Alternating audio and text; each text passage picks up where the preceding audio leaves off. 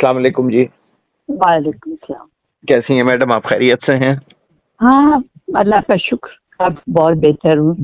पिछले दिनों थोड़ी तबीयत नरम रही, लेकिन अब अल्लाह का शुक्र है। चलिए, अल्लाह का शुक्र है। सबसे हाँ, पहले आपको ईद मुबारक।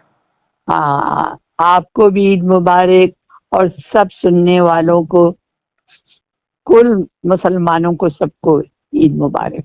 बहुत शुक्रिया, आपकी आपने हम सबकी ईद बना दी।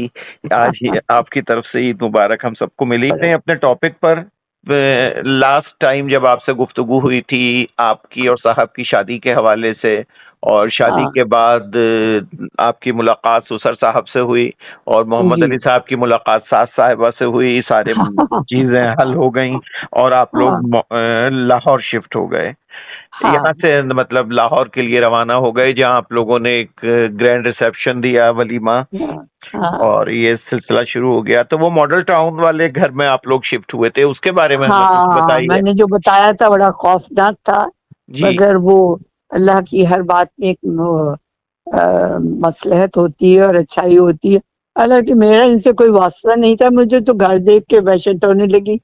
तो इन्होंने कहा तो फिर तुम ठीक करा दो। तो मैंने कहा हाँ, कोई बात नहीं, मैं कर देती हूँ। जो इतनी बुरी हालत थी कि अल्लाह की पनाह। जी, तो वो खैर आपने बहरहाल, बताया था। वो तो बताया ही मैंने कि सारा जी। करा के बिल इनको भिजवा दिया। जी, ये भी तो बताया था आपने पिछले प्रोग्राम में कि बिल आपने हाँ, साहब को भिजवा दिया। हाँ, जाहिर है भाई, तो जी, मैं क्यों उनका घर देती? था। मेरे जी मेरे जी जी, यही उनका तो। घर था। हाँ, हाँ, तो तो जब आप वहाँ शिफ्ट हुई तो उस शादी के बाद तो वहाँ फिर उस वक्त क्या सूरत हाल थी? वो दोस्त अहबाब, वो। हाँ, वो सब आधे लोगों का तो ख्याल ये था, किसी का 4 महीने, खातून ने 4 महीने का कहा था। जी जी। किसी जो बहुत मद्दाह थे, उन्होंने कहा कि बहुत भी चली शादी तो साल मुश्किल से निकाले। अच्छा जी। तो बहरहाल सब तबसरे सुनती रहती थी, हंसती रहती थी। मेरी तो एक आदत थी ना कि जो जिसने कहा मैं उसको सुन के हंस के टाल दिया, ये उसका टिका के जवाब दे दिया। तो मैं भी हंसी और फिर देखिए, आप किसी भी चीज को दावा नहीं कर सकते, जो अल्लाह को मंजूर हो जी, वही होता बेशक है। बेशक। जो मर्जी कोई कहता रहे, जो मर्जी कोई कहता रहे। तो खैर बहरहाल जिंदगी बहुत अच्छी गुजरी, शुक्र अल्हम्दुलिल्लाह। हाँ जी, तो बात ये कि आप मॉडल टाउन में आ गए। जी, मॉडल टाउन में आ गए। मॉडल टाउन की खुसूसियात सुन लीजिए पहले, उस जमाने के मॉडल टाउन। जी जी। वहाँ इलेक्ट्रिसिटी एक मिनट अगर चली गई तो 3 दिन 4 दिन नहीं आती थी। तो हम अपना सामान लेके पीसी चले जाते थे होटल में, और जी वहाँ जब हमें ये पता चल जाता था कि भाई लाइट आज आ गई है, जी। फिर हम वापस अपने घर आ जाते थे। वहाँ की बिजली का या सीवरेज का सिस्टम कोई था ही नहीं। पानी का वो जो पुराने जमाने में सुना करते थे, मैंने तो आंखों से देखा, वो जी मशकीजों से पानी भर भर के जी। वो जी जी। ड्रम्स में डाले जा रहे हैं। कहती थी या अल्लाह, ये क्या है? गुलबर्ग में तो सब सहूलतें थी ना। जी जी। तो ये इतनी में वो होती थी कि ये क्या है भाई। खैर बहरहाल वो एक वक्त के साथ वो, बहरहाल, तो अदरवाइज ये कि बड़ा ग्रीन था, बहुत वैसे बहुत साफ सुथरा था, ये बात नहीं। जी लेकिन एक ये प्रॉब्लम थी कि हर चीज अपने मॉडल टाउन से गुलबर्ग आते थे लेने के लिए, नौकर चाकर जो थे बेचारे, जी। जी। उनके आने जाने लगे रहते थे। रहनी हो, तो अब जी घर के अंदर का हाल ये था कि मैंने तो फर्नीचर और ये पर्दे, कर्टन, कारपेट ये सब किया था। जी जाहिर है अलमारियों का तो मेरा कोई ताल्लुक नहीं था। जी, बेशक। अब जब देखा तो उनकी जो एक अलमारी में तो इनकी मेरा ख्याल है कोई 2 दर्जन कुर्ते, कढ़ाई वाले, लखनऊ वाले, इनका एक बहुत स्पेशल था, कुर्ते बनाने वाला, जी और वो पजामे अलीगढ़ के वो स्टाइल के, तो वो भरे हुए थे। लेकिन जो इनके मॉडर्न कपड़ों का था, उसमें एक बुशर्ट, एक सूट, जी और बस, और जो आता था वो पहनता था, चला जाता था। तो मैंने नौकर से पूछा कि साहब के कपड़े बस यही हैं? उसने कहा जी ये भी पता नहीं कैसे रह गए। उसने कहा जी जो आता था पहना और चला गया। मैंने कहा कमाल है भाई।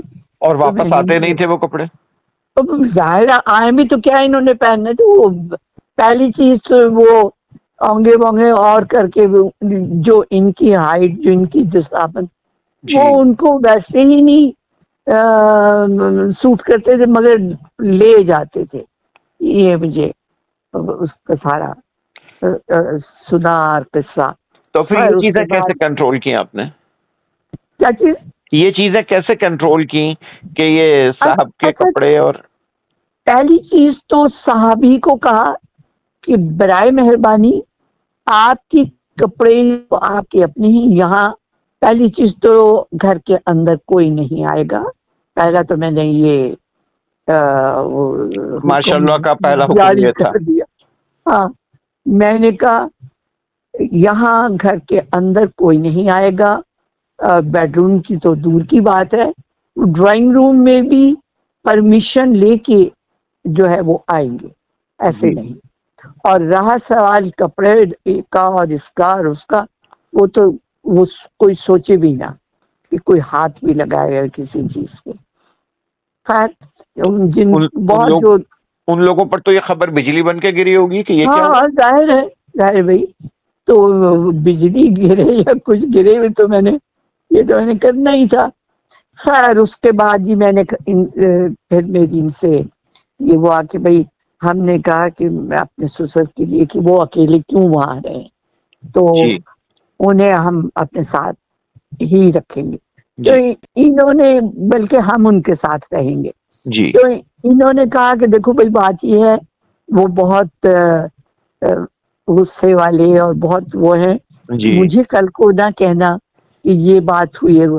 मैंने कहा नहीं, मैं आपको कुछ भी नहीं कहूंगी और ना कोई ऐसी बात होगी। जी खैर हम उनको अपने पास ले आए, और वो माशाल्लाह 14-15 साल हयात रहे, तो वो जी हमारे साथ रहे। और जी वो इतना प्यार करते थे मुझे कि हमेशा वो मुझे चंदा, बीबी, प्यारे, ये 3 लफ्ज उनके जो है वो कहा थे।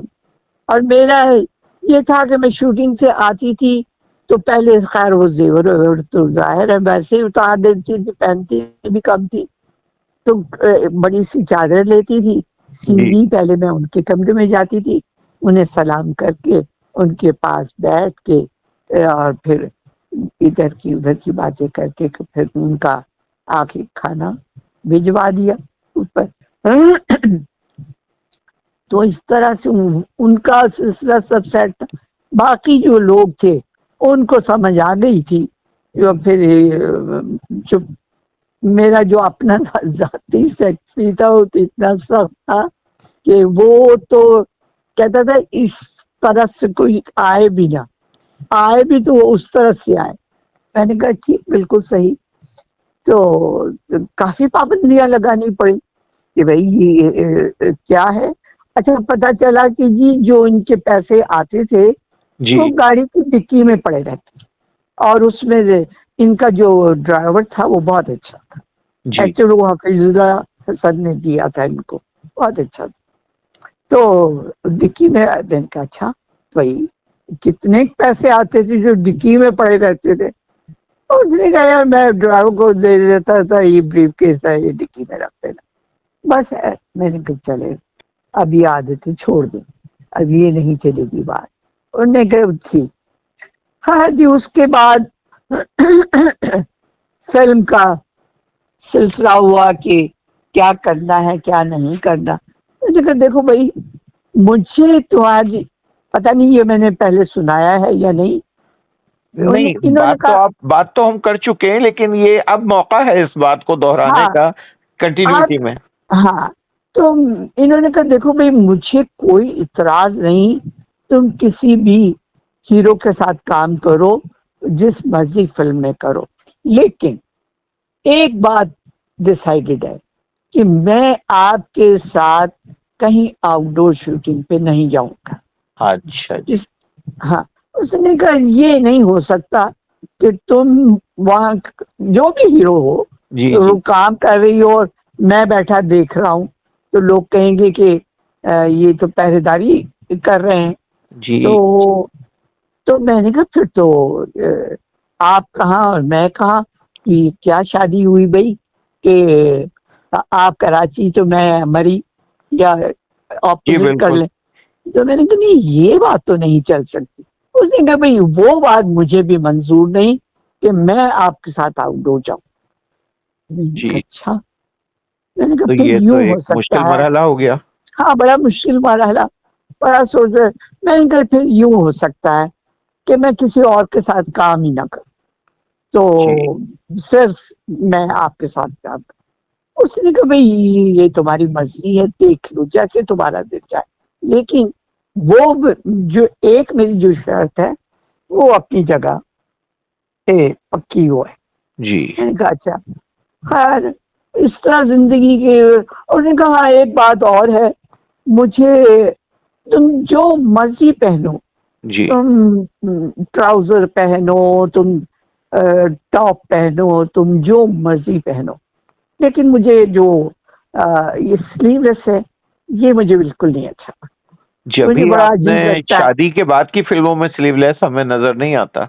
हाँ जाहिर है, वो अपने कहते मुझे बड़ा अजीब लगता है वो हाथ उठाए खातून, और जी खैर नहीं, और जो कुछ इन्होंने कहा। जी मैंने कहा मेरी तो सैकड़ों साड़ियाँ।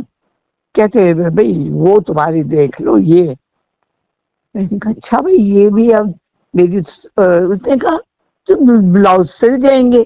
मैंने कहा कुछ साड़ियाँ ऐसी हैं जिनके अपने ही अपने ही ब्लाउजेज ब्लाउजेस हैं। होते हैं, जी वो और कोई उसके साथ नहीं सिल। खैर नहीं, और बस वो तुम्हारी मर्जी, लेकिन जो मर्जी पहनो सिवाय स्लीवलेस के। मैंने कहा अच्छा भाई चलो ठीक है, अब इनकी थोड़ी बहुत तो बातें माननी पड़ेगी कि क्या किया तो जाए। फिर वो इतने सारे ब्लाउजेस का क्या हुआ मैडम?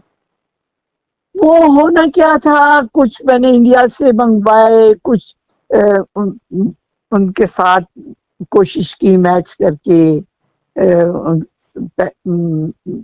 बनवाने की।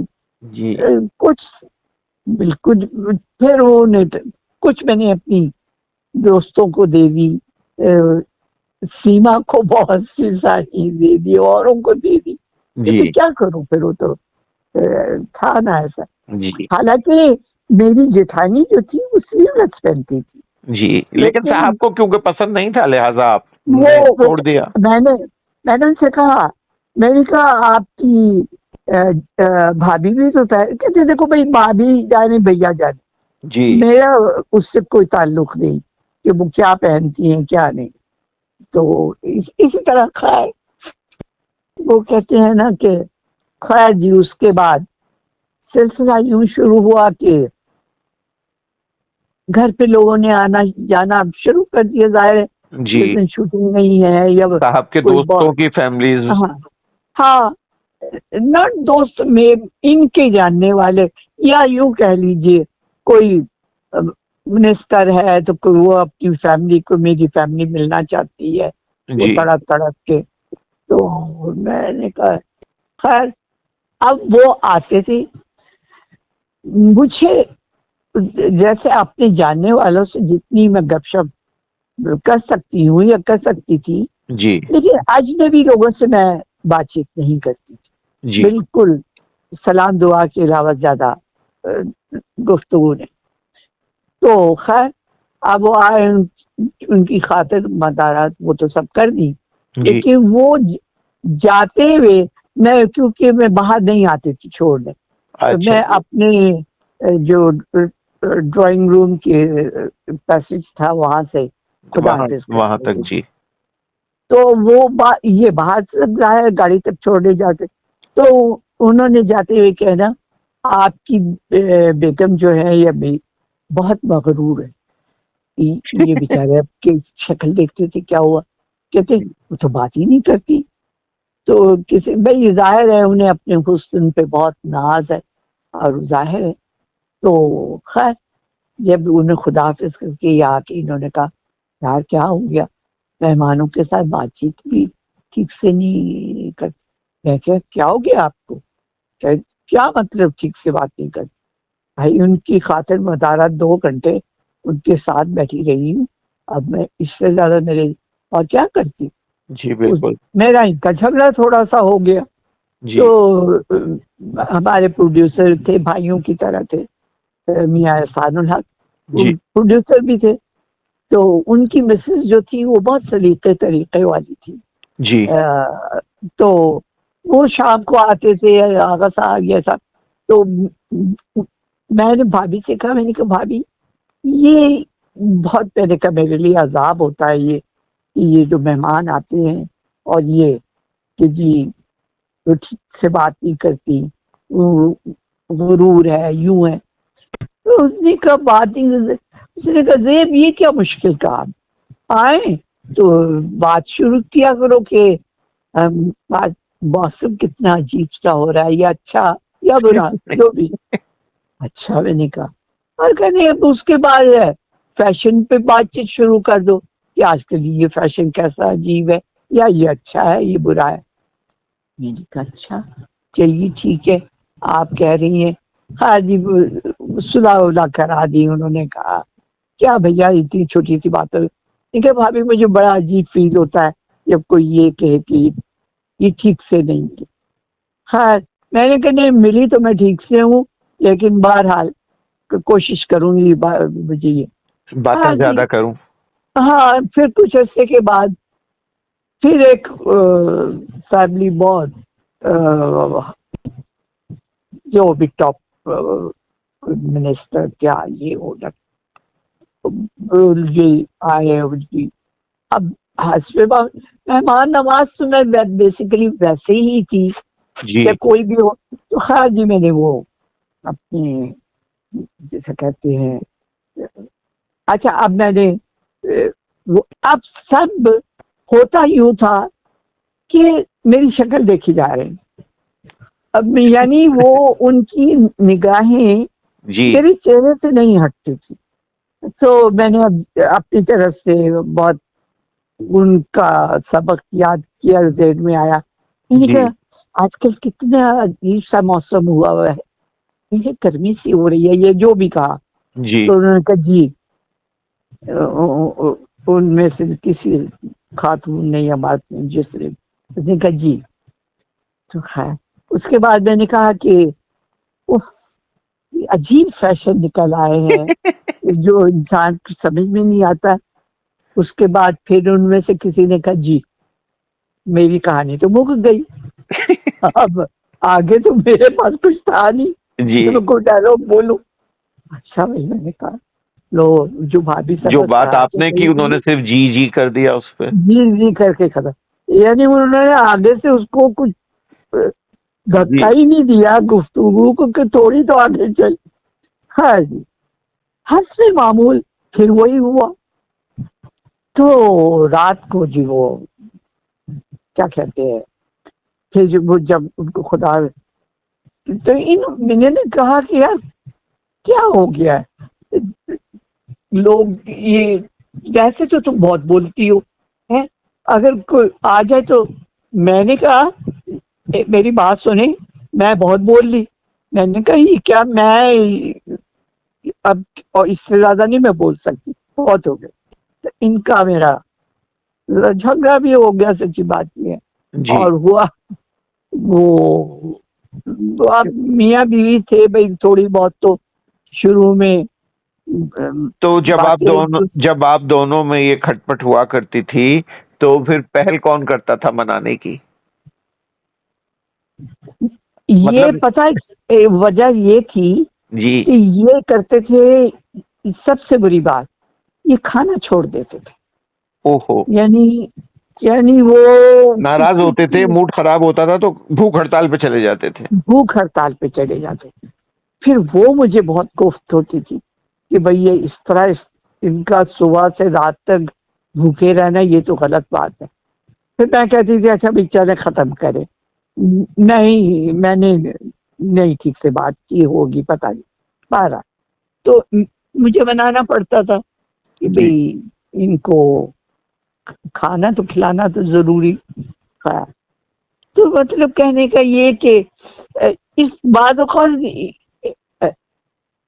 हुआ ये, एक मर्तबा एक फिल्म की शूटिंग के लिए मैं गई हुई थी जी और शालामार गार्डन, जी जाहिर है वो किसी और हीरो के साथ थी उसमें। वो तो बिल्कुल वहाँ, इब्तदाई दिनों में जो पहले की साइन की हुई हाँ, फिल्में थी। पहले की जो साइन की हुई, तो वहां पे मेरा जो सेक्रेटरी था जी वो उसने कहा कि भाभी जी ऐसा ना करें, दो एक शॉट रह गए थे। तो जी प्रोड्यूसर ने कहा कि फिर आपको को कल आना पड़ेगा, ये दो शॉट कर ले तो हम ये गाना खत्म हो जाएगा। जी तो सेक्रेटरी मेरे ने भी कहा कि हाँ है तो ठीक भाभी। तो मैंने कहा अच्छा चलो ठीक, देर हो रही थी जी इनका। तो खैर जाहिर है वो अब शालामार गार्डन से आते आते मॉडल टाउन, वो नॉट मॉडल टाउन, गुलबर्ग में गए। जी वहाँ मैं देख आई ट्रॉली खाने की। अभी जैसे ही मैं एंटर हो रही थी मैं वो लगा के लाया, इन्होंने मारा ठुड्डा, ट्रॉली ये जा वो जा है। मैंने कहा आपको क्या हुआ? जी कहते ये कुछ खाने का वक्त है 4 बजे शाम की। भाई मैंने कहा वो उनको सारा वो किस्सा सुनाया, पर वो तो उखड़े हुए थे और तो कोई बात समझ में ही नहीं उनको आ रही थी। जी फिर मैंने कहा ये क्या बात हुई? मैंने कहा आपने तो हद कर दी, बजाय अच्छी बात की कि भाई हमें कल फिर जाना पड़ता। तो मैंने कहा बीइंग ए आर्टिस्ट आपको तो ये बात अंडरस्टैंड करनी चाहिए है? बहुत वो था। तो खाना खा ले, कहते तुम्हारे बगैर ने खाया है खाना जी कभी? मैंने कही लो जी, ये भी वो सारा कमरा खाने से बिखर गया है। बाद में इन्होंने रियलाइज किया कि गलत है कि नहीं यार सॉरी, मुझे भूख लग रही थी बड़ी। तो मैंने कहा खा लेते भाई, इस ऐसी क्या बात थी? कहते मैंने तुम्हारे बगैर खाया वो है आप जब से हमारी शादी हुई है। आपके बगैर मैंने कहा खाना नहीं चाह रहे थे ना। हाँ, तो उसका हल ये नहीं था ना। तो मुझे बहुत गुस्सा आया उस बात में। खैर मैंने इनको बहुत जो सुना सकती थी सुना दी। हाँ सुलह हो गई, चलो खत्म गुस्सा। यार, तो मैं ये ऐसी पूछ बातें भी होती थी। जी जी पूछे पूछे मैं ये क्या पूछना चाह रहा पूछे? था, ये अलीजेब हाउस की फिर तामीर और ये कितने दिन बाद ये आप तो लोगों मैंने ने इसका डिसीजन अच्छा, लिया? ये तो मैंने फौरी शुरू इसलिए कि मैं मॉडल टाउन से इतनी बेजार थी जी कि मैंने फौरी तौर पे जमीन देखना शुरू की, जमीन खरीदी। जी और मैंने देखे ना, सितंबर में शादी हुई। जी सितंबर, अक्टूबर, नवंबर, दिसंबर, जनवरी, जनवरी में मैंने जी इस घर के नक्शे वक्शे बनवा के और जी वो बुनियाद जो है अपने ससुर के हाथ से वो है ना रखवा बुनियाद जी रखवा। और उसमें फिर लगा डेढ़ डेढ़ पौने 2 साल। वो तो मैंने मॉडल टाउन में ही गुजारे, जी अपने बस जबर करके अपने। तो तो उस वक्त इस इलाके में और घर थे या पहला घर ही आपका ही बना था? नहीं थे थोड़े बहुत, पर उस जमाने में लाहौर ये लाहौर नहीं था। जी बस जैसे लिबर्टी मार्केट है तो वहाँ एक ही पेट्रोल पंप था, और फिर एक पेट्रोल पंप वहाँ, उसके बाद फिर मॉडल टाउन। मेरा मतलब इस तरह जी बड़ा। और उस जमाने में ये था अगर सर्दी का जमाना है तो 7 बजे अंधेरा गुप्त, और गर्मी है तो चलो फिर थोड़ा जो है वो टाइम जी टाइम ज्यादा हो होता है जाता, गर्मी में। वरना तो लाहौर सो जाता था। सर्दियों में तो 7 साढ़े 7 बजे जो दहशत होती थी, मैं कहती थी अल्लाह आप किस कराची गांव से में गई आ थी जहां रातें जागती हैं। वही ना, तो बड़ी घबराहट होती थी।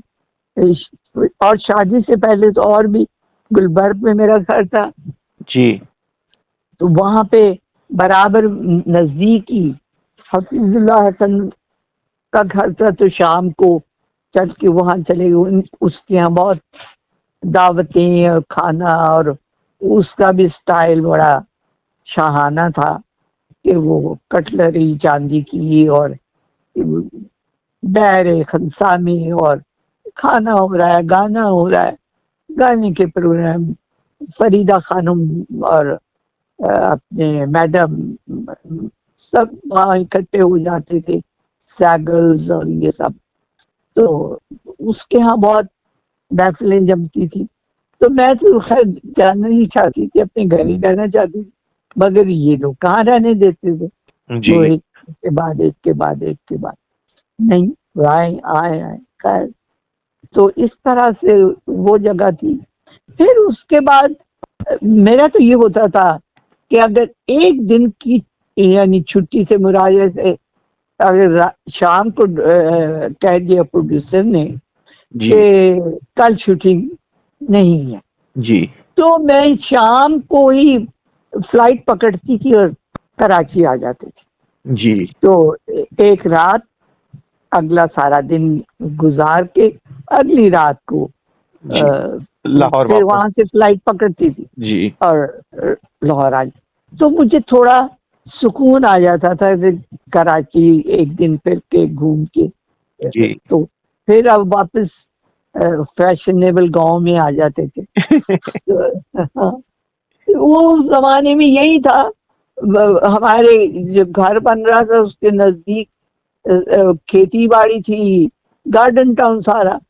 जी तो इस तरह से था लाहौर। तो बहरहाल बस जी, फिर ये सिलसिले यूं ही। अब चल, आप क्या पूछना चाहते हैं, पूछिए। ये मैडम एक वाकया मैंने कहीं पढ़ा है, फेसबुक पर ही पढ़ा था कि वो आपके हाथ से कोई गोली चल गई हाँ थी। हाँ हाँ, वो तो बड़ा फेमस जी वाकया है। जी वो कैसे मेरे जहन से निकल गया। जी हुआ यूं कि खलील कैसर साहब हमारे का जो मसला खलील हुआ था। कासिर साहब का मर्डर हो गया था। जी तो फिल्म वालों में थोड़ा सा पैनिक हो गए कि भाई उनका तो कोई दुश्मन नहीं था, कुछ नहीं था, ये क्यों हुआ, ये जी कैसे हुआ। तो सब ने अपने जो रख सकते थे अपने घरों पे गार्ड जी रख लिए।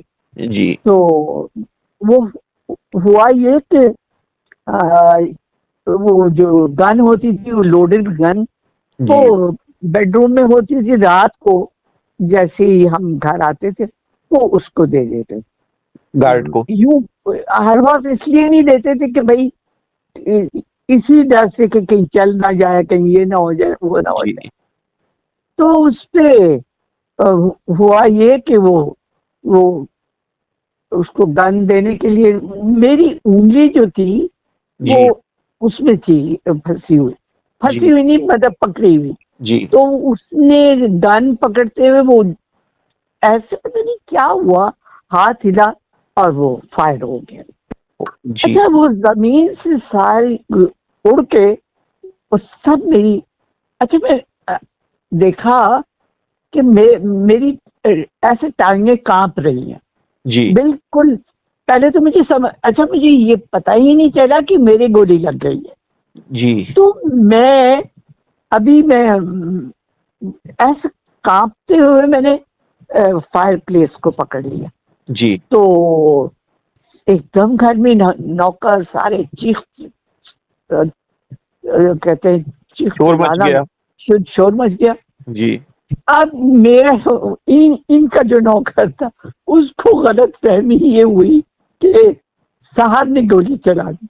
ओहो। अच्छा, मैंने कहा मोहम्मद हुसैन, नहीं नहीं नहीं, कुछ नहीं, मेरे अपने हाथ से चली है, मत करो। और कपड़े मेरे खून से तर बतर। हाँ जी, फौरन ही इन्होंने मुझे उठा के गाड़ी में हॉस्पिटल गए। अच्छा, वहाँ उन्होंने कहा जी ये तो पुलिस केस है और मैंने कहा यार मैंने कहा मेरे अपने हाथ से लगी है, लेकिन उसने कहा जी इस वक्त तो कोई सर्जन कोई है नहीं।